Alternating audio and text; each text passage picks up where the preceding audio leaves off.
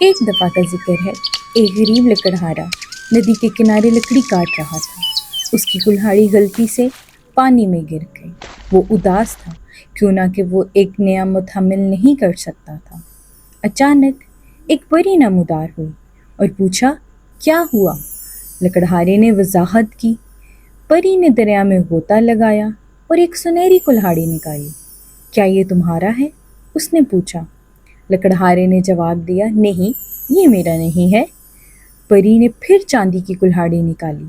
لکڑی کاٹنے والے نے دوبارہ کہا، نہیں، یہ بھی میرا نہیں ہے۔ آخر کار اس نے ایک پرانی لوہے کی کلہاڑی نکالی۔ لکڑہارے نے خوشی سے کہا، ہاں، یہ میرا ہے۔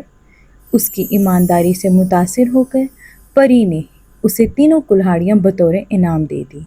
اخلاق: ہمیشہ ایماندار رہو، اسے اجر ملے گا۔